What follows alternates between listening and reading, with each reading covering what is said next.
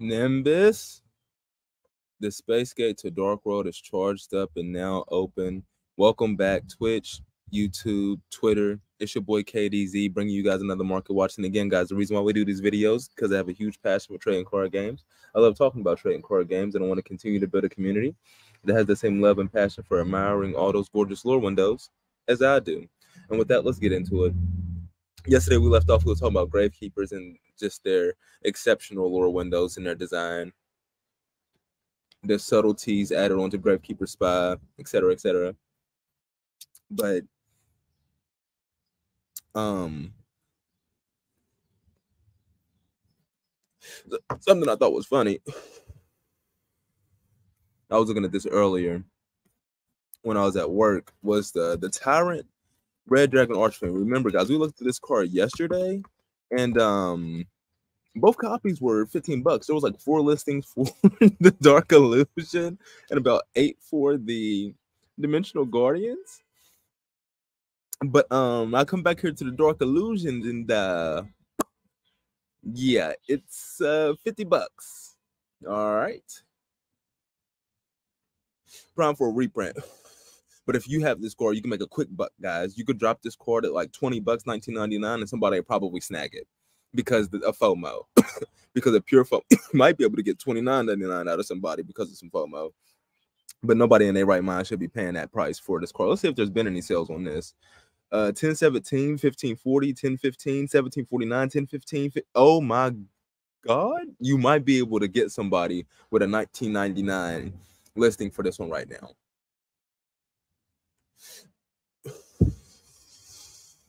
Lure window is cool. The Tyrant looks strong, but no way, guys. $50, no way. No way, no how. We weren't able to finish what we were talking about yesterday. A couple of things that I wanted to go in because, again, like always, guys, we shooting these market watches outside alive with the life, shooting alive with you guys. And yesterday, I swear it was like the same temperature as it is today. The only difference is that yesterday the wind was blowing. So there was like a wind chill on top of what it was. But like I mentioned yesterday, like if the wind's not blowing, it's comfortable. But today there's like no wind. Like it's just dead. Like the leaves on the trees are steel. But a couple of things I wanted to get into. Of course, guys, these is TCG market watches. Now, Yu-Gi-Oh market watches. TCG Yu-Gi-Oh is just, I would say, my favorite out of all the trading card games. Ball in Pokemon. Now we're probably gonna have to do some filtering here. Yeah, we're gonna have to filter item card. This is what we want to look at. Dope.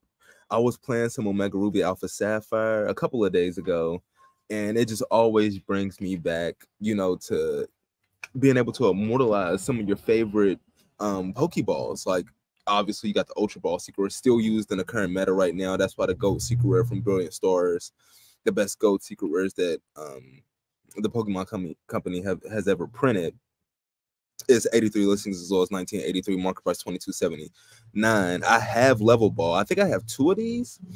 96 listings as well as $13.99, market price $15.81. I may sell one. I don't know. I love me some balls, even though they don't have like, my favorite is the Ultra Ball.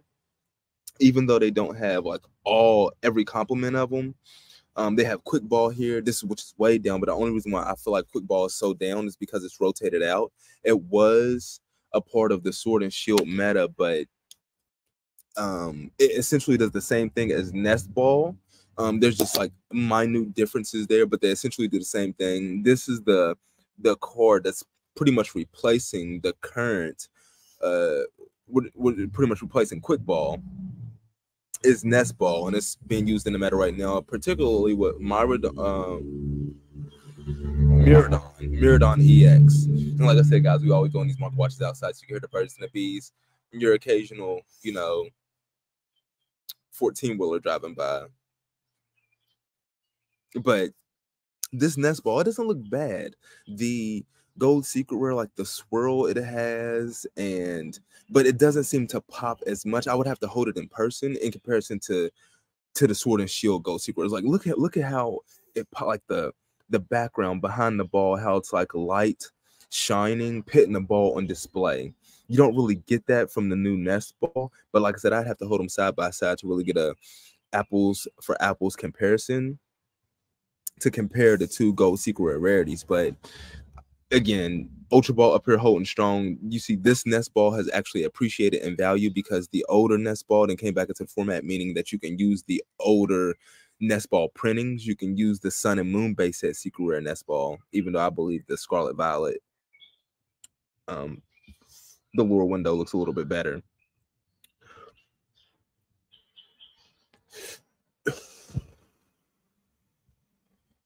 But still, like Ultra Ball, Level Ball, Quick Ball, big pickups for me. Like I said, I'm on the fence about the Cherish Ball, the Net Ball, the Ultra Ball from Sun and Moon base because I don't believe those Gold Secret Rares, hit as hard.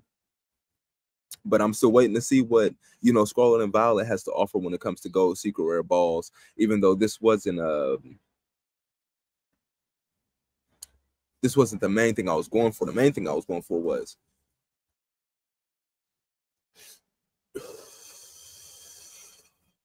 there was a regional this past week, and I watched a couple of matches.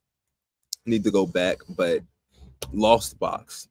I was watching Lost Box, and Lost Box just had the match I was watching just had a heck of a performance. I mean, Chorus's Experiment, I had no idea this card was actually being used in the metagame, in Lost Box, and it's an intricate part of it.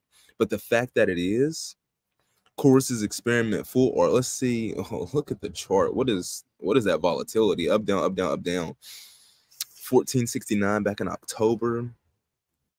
So the reprint didn't really bring too much of a cool off, but considering how it's like used in the meta right now, like all of Chorus's Experiments copies, the hyper rare, 124 listings as low as $5 market price. That's absurdly cheap. And then you have the Crown Zenith Galarian Gallery Chorus Experiment. Of course, like I said, the lore window that inspired the giveaway of the 3 Sword and Shield base set packs, guys. The only thing you need to do to enter, slide on over to the 2TCG YouTube channel, guys. Subscribe to the channel, like the video, and comment on the stream after it ends and becomes a video. What is one of your top 10 favorite lure windows of any card from any game, and put the name of the set beside the card in the comment, and you'll be entered to win those 3 Sword and Shield base set packs, guys. Since July, we've been doing this. Since July we've been doing this, and nobody has still won the giveaway, which is crazy. But it's there for just talking about your passions. But again, that Chorus's Experiment, 89 listings as low as 1040, market price 1050. That's probably why that's the model of consistency there with that price point, because of its use in the current metagame. But extremely strong card. And then the card that was used with it, I never thought this card would see play. I thought it would drop because it wouldn't see play, was Dragon Knight V. Dragon Knight V, alternate full or out of Evolving Skies, 69 listings as low as 78.32, market price 88.99. Crazy thing about this is that it's more expensive now with more listings on the market than there's ever been. It used to be like a $55 to $65 card when it wasn't being used in the meta, when it first came out, and it was always like 30 or less listings for it. Now it's a $80, $90 card, and there's double the number of listings. But it's being used in the meta. I don't believe they run Dragon Knight V-Star in there, but then you got 2 other, are these the same? Yes, these are the same. No, they're 2 different Dragon Knights. So you got 2 different Dragon Knight Vs. You got Dragon Knight V, Dragon Gale, and Dragon Knight V Buster Tail. Even though they both use the same energies, they both use water energy, electric energy.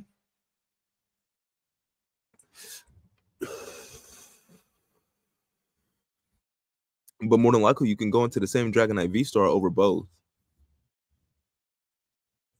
And then you got the Dragon Knight V, the Sword and Shield promo cards. 62 listings as well as $5, market price $8.09 for the promo. They got 2 different Dragon Knight V stores? No. They're the same Dragonite V Star, just two different artworks. Even though they look eerily similar. Okay, yeah. Pokemon Go introduced a Dragonite V, and that's why they gave us Dragonite V Star.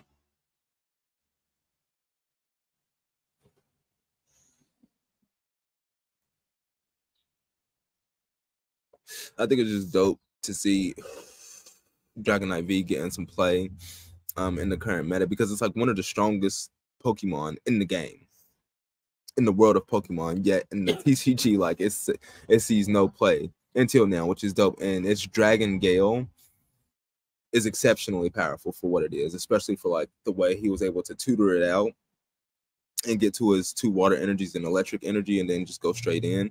It was really dope.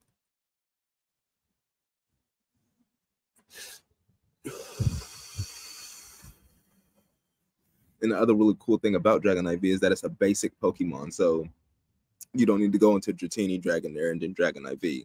You just need Dragonite V. So you could just have 4 copies of this Dragonite V in your deck, which is just so dope.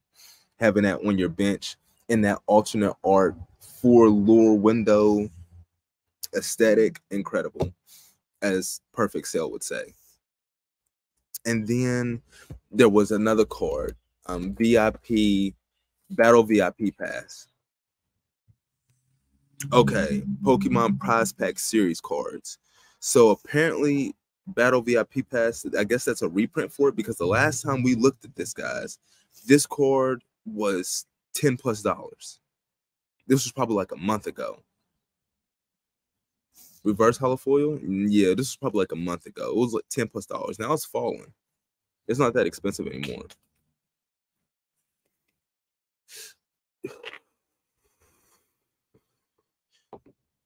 But that was back when it didn't have another version. Nevertheless, its usefulness has not waned in even the slightest. I want to say it's probably been used in every deck currently at this point.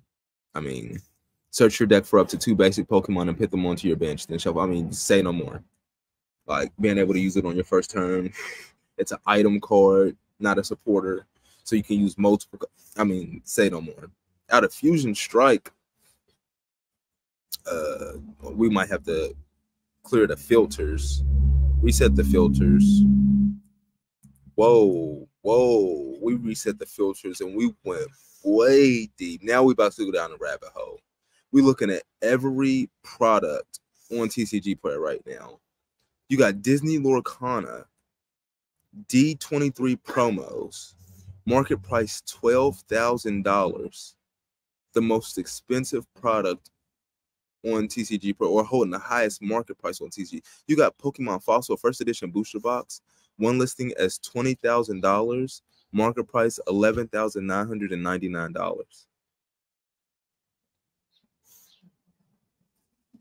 And then you got Yu-Gi-Oh in here, Battles of Legend Armageddon Booster Box case, 4 listings as low as $4,000, market price $6,799. Somebody bought a case around $7K.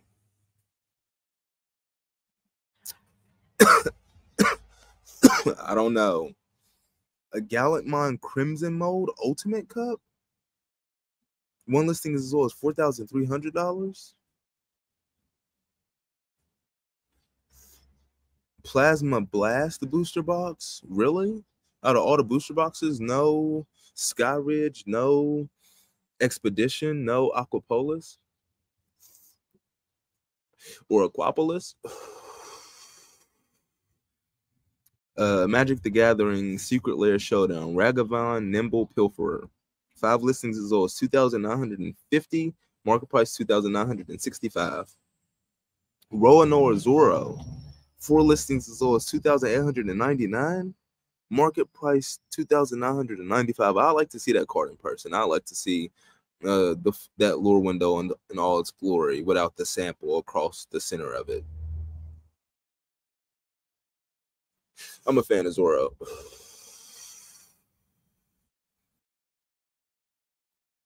What's on page 2?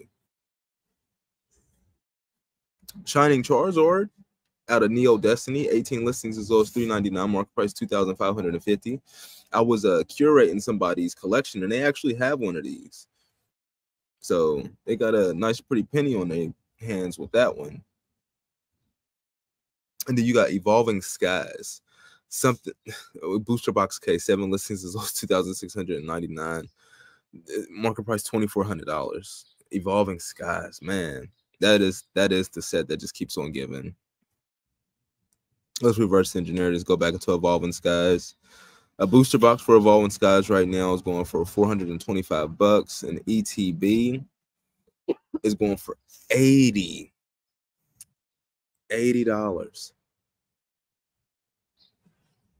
That's tough.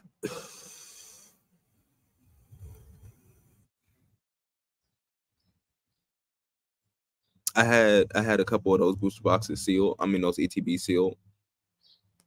I bought them for around like 50. But I had to scratch the itch, and I tried to play the lottery. I didn't win. I didn't pull the goo, unfortunately. The Rayquaza VMAX alternate art secret, 80 listings as well as 160, market price $255.52. I didn't pull the goo. I feel like it was worth it though, because there was a lot of goo to pull.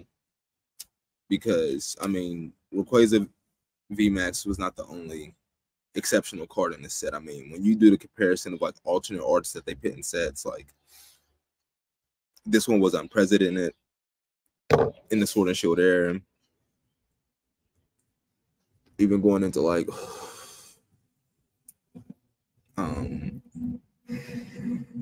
going into like Brilliant Stars and like Lost Origin, like nothing like held a candle to the alternate arts that this set produced.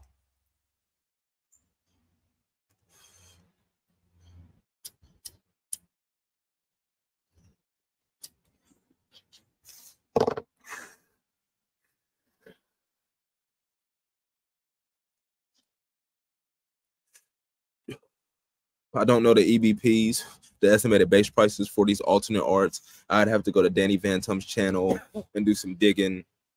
I know he got a video up from when they opened up a lot of Evolving Skies. He got pull ratios, and I could probably take his pull ratios and pull down an EBP for these alternate arts. But I know if I pull down the pull ratios from what the booster boxes are going for right now, 425, these alternate arts are probably on deal mode, not to mention the fact that these alternate arts actually got reprints in alternate arts. So that's helped hold down the price. Outside of the Dragonite V, that one did not get a reprint of its alternate art, but it will hold down the price a little bit. But I would say that these are all probably still on Uber deal mode.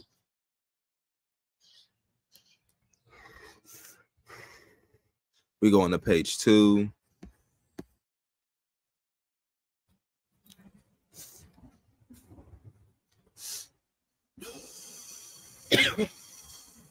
Here's a nice one. Duraludon VMAX alternate art secret, 106 listings as well as 1424, market price 1637. They only did 4 alternate art secret rares. Duraludon VMAX was one of them. It's $15. That is criminally cheap. Just from the EBP, I already know.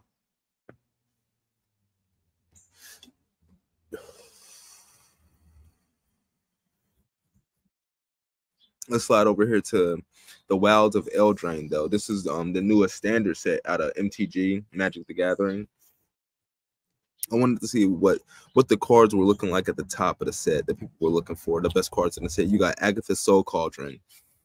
187 listings as well as $40, market price $40.76, legendary artifact. Let's read this. You may spend mana as though it were mana of, well, it's a 2-drop. First of all, it's an artifact, so it's a two colorless 2-drop. You may spend mana as though it were mana of any color to activate abilities of creatures you control. Okay, busted already for an artifact. For those of you guys who don't know, an artifact in Magic is like the equivalent to,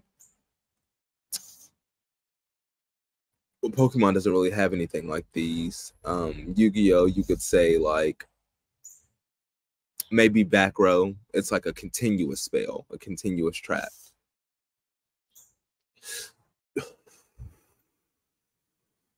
Creatures you control with +1/+1 counters on them have all activated abilities of all creature cards exiled with Agatha's Soul Cauldron.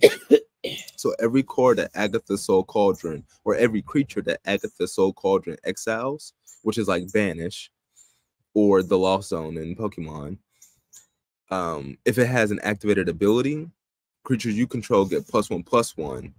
No, creatures you control that have a +1/+1 counter on them can activate their activated abilities. And you tap Agatha's Soul Cauldron, exile target card from a graveyard.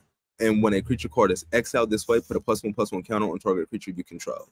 So you can tap Agatha's Soul Cauldron at any point. You can tap it on your turn. You can tap it on your opponent's turn. And then it resets on your turn.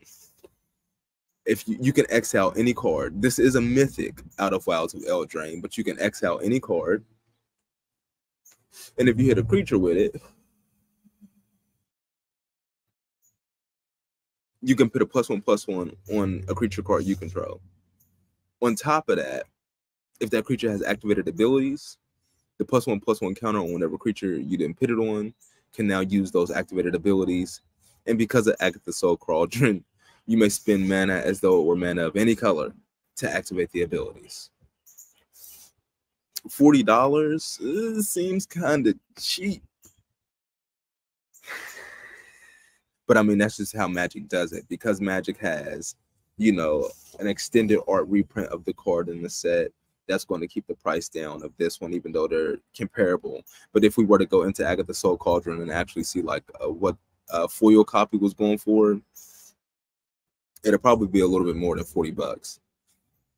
You got Virtue of Persistence, Virtue of Loyalty, Virtue of Knowledge. So these cards, a lot of times in sets, Magic will give like each color a card of like the same type, like how this one has Virtue of Loyalty for white, Virtue of Persistence for black, Virtue of Knowledge for blue. And it's going to have a Virtue of something and a Virtue of something else for green and red as well. And they do that in like a lot of different sets.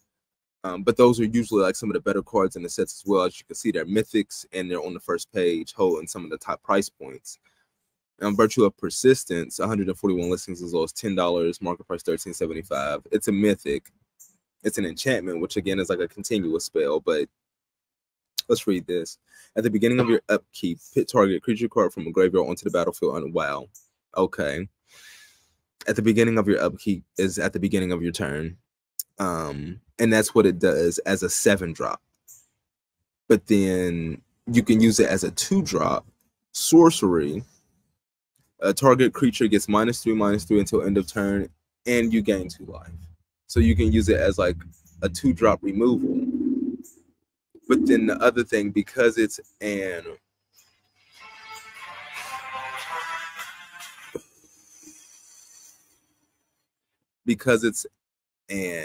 I believe an adventure card, you can cast it from your graveyard for its 7-drop cost later.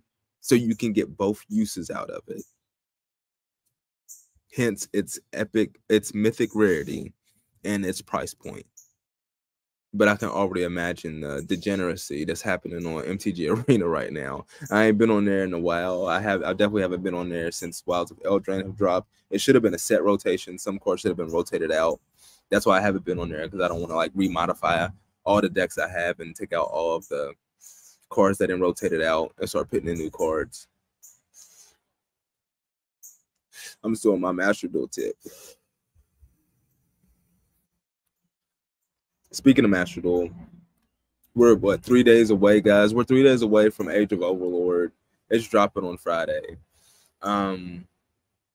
Everybody's so hyped for it. It's like they don't even realize that in literally 2 weeks from Age of Overlord, we're getting the 25th Rarity Anniversary Collection. So next week, guys, we're going to start seeing spoilers. Next week, we're going to start seeing people on YouTube Yugi Tubers, sponsored by Konami, opening up the 25th Rarity Anniversary Collection, guys, and they're going to be pulling cards in every box, guys. Like, the topic of Yu-Gi-Oh! Is about to switch heavy to the 25th Rarity Anniversary Collection, and I could see, like, a lot of things, like, getting dumped for that. Once, like, the reveals for certain cards start happening, like, a lot of prices starting to drop. If I'm not mistaken, we're about to probably pull up a tab here because I want to make sure. 2023 Mega Tens holding pretty steady. I was listening to Fresh Off the Press. He was talking about a couple of cards. I don't know. There's a market watch a couple of days ago, but a couple of these cards had some value I wasn't really expecting them to have. Master of Chaos, 66 listings as low as 80 cents, market price 96. I mean, people are going in on these cards this week, even though, like, the past week or so, even though, like I said, next week, guys, the narrative is going to shift. People are going to start relocating their capital, going in on pre-sales of the 25th Rarity Anniversary Collection. And I could see Master of Chaos end up with 100 listings on the market, 66 listings now as low as 80 cents, market price 96 cents, because people have shifted their focus.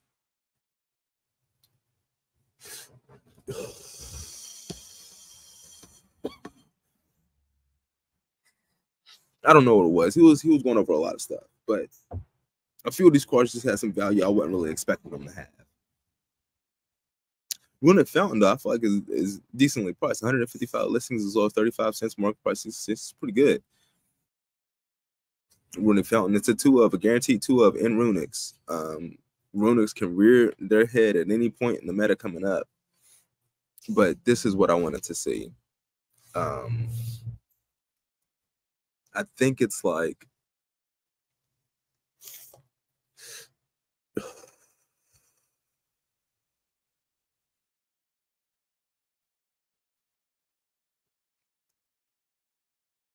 it's go to Google, and then it's like Yugipedia.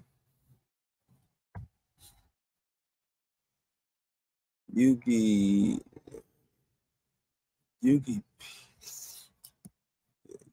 Wiki. No, not that one. It's not the fan. It's Yugipedia. Yeah, Yugipedia. This one. So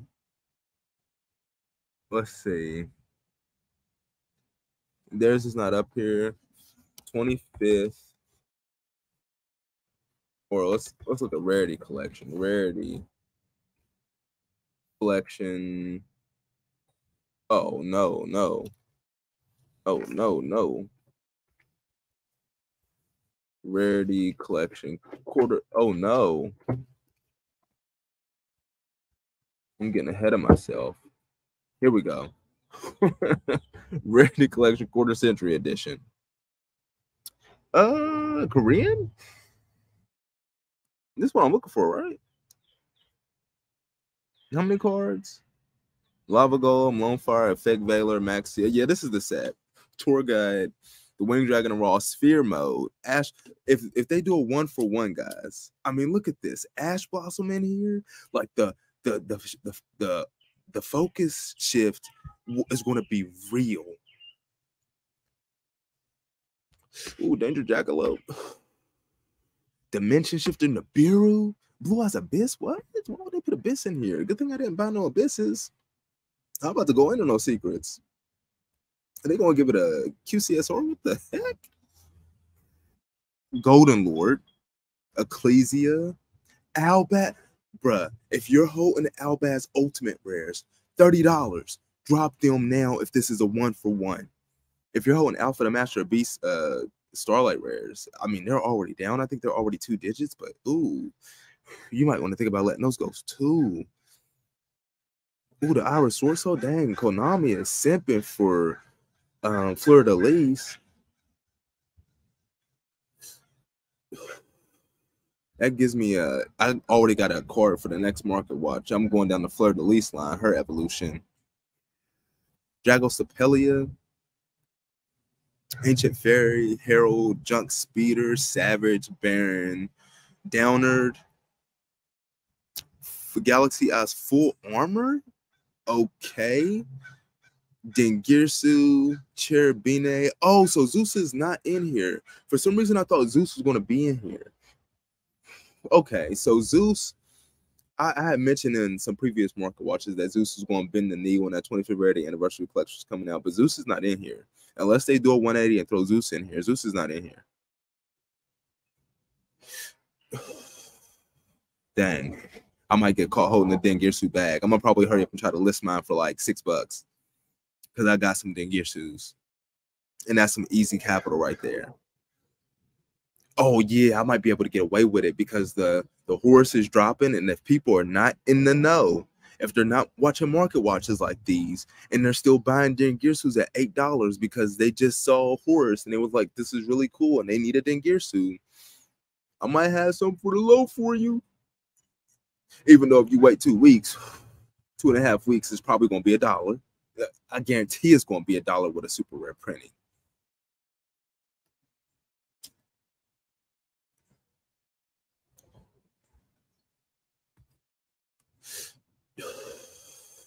Code Talker inverted, okay. Celine, that's nice. Decode Talker Heat, so that's really, really dope. I really like a secret rare that. Change of Heart, Rhoda. Oh, yeah, if you hold in Ultra Pharaoh's Rare, Secret Pharaoh's Rare, Rhoda, or even though those, that is a unique rarity. So you might be okay with that one. You might lose like $20 in value, but you might be okay. But if you hold in Collector's Rare Rhoda, you about to get caught holding a bag, as Fresh would say.